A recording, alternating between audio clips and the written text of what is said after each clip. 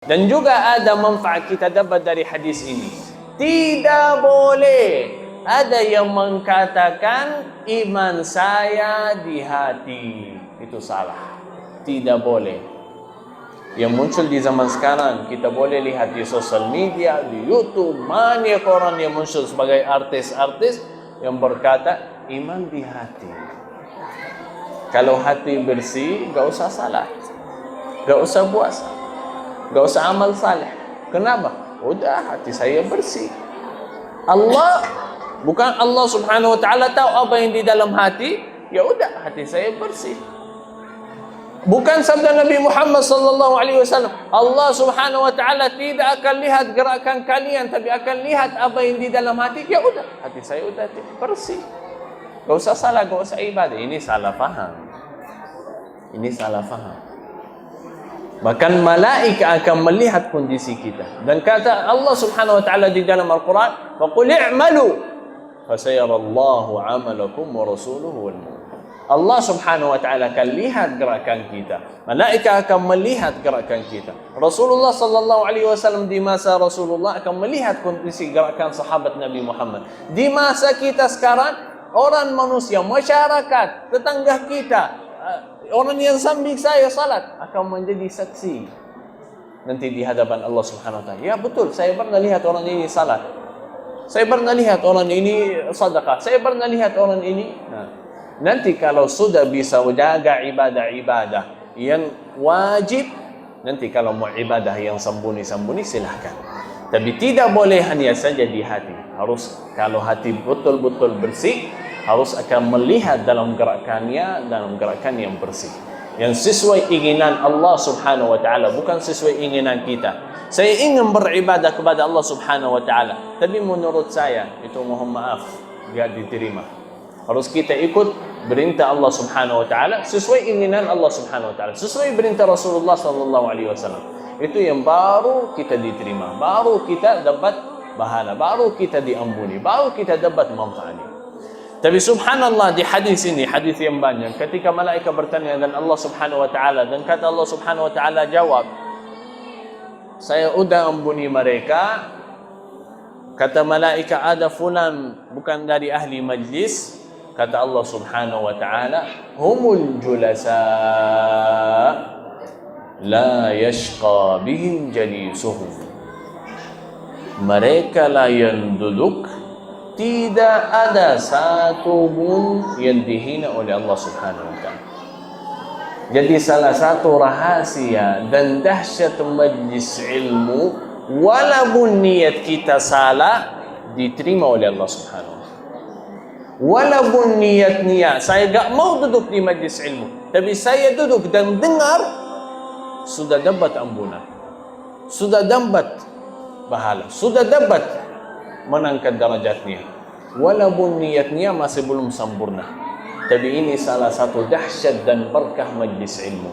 Karena pasti dalam majlis ilmu kita akan dengar ayat suci Al-Quran, akan dengar hadis Nabi Muhammad sallallahu alaihi wasallam. Mungkin nanti hati kita akan gerakkan, iman kita akan ditambah oleh Allah subhanahu wa ta'ala. Yang tadi ibu kita baca dari suratul Anfal, Allah subhanahu wa ta'ala berfirman, innamal mu'minun.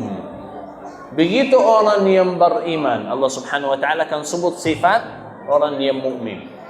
Innamal mu'minuna alladhina idza dzukirallah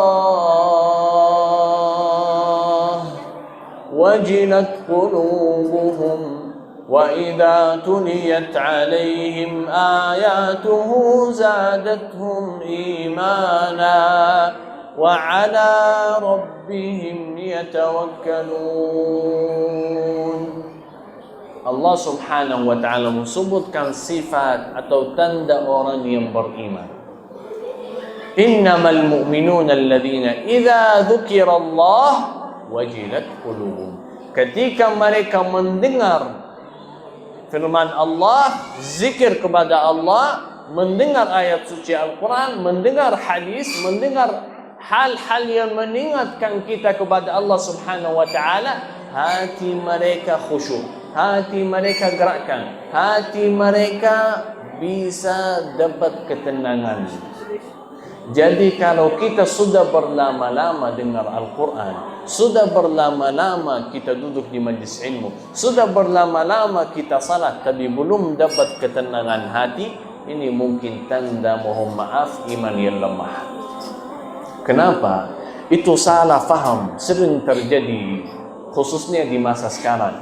Buka acara, baca Al-Quran. Boleh atau tidak? Boleh.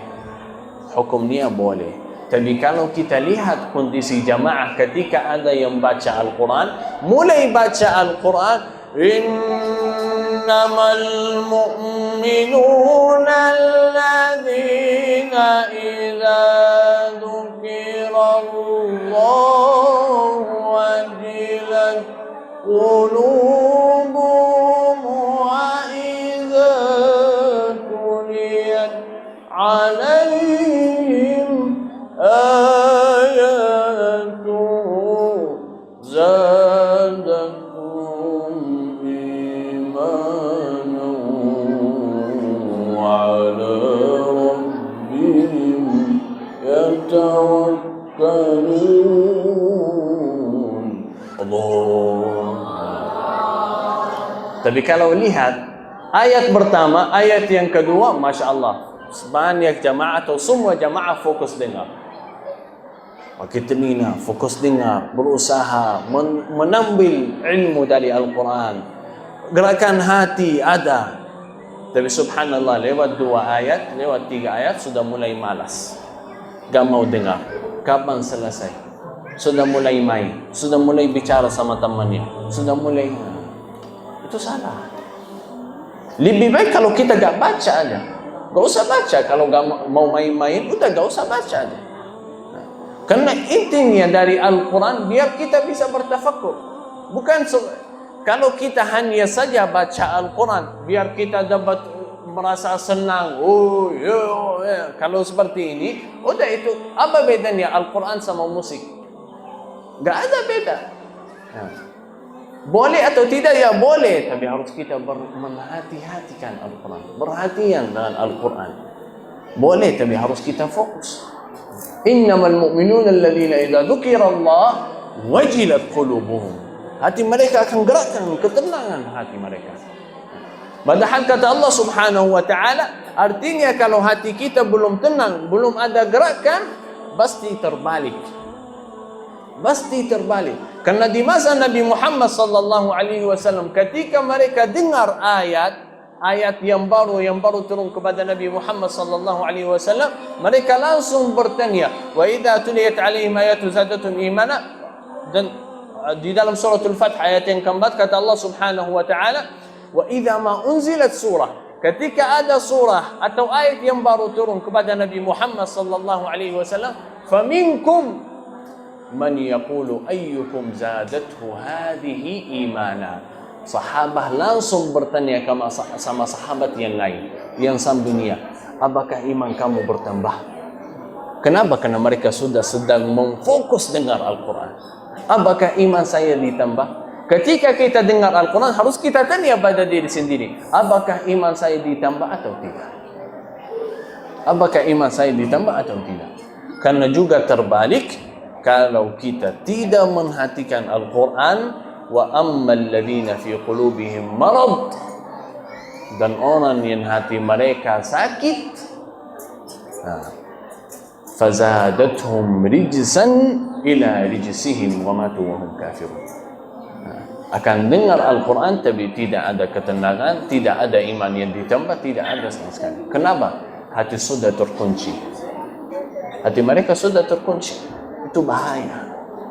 Bahaya sekali.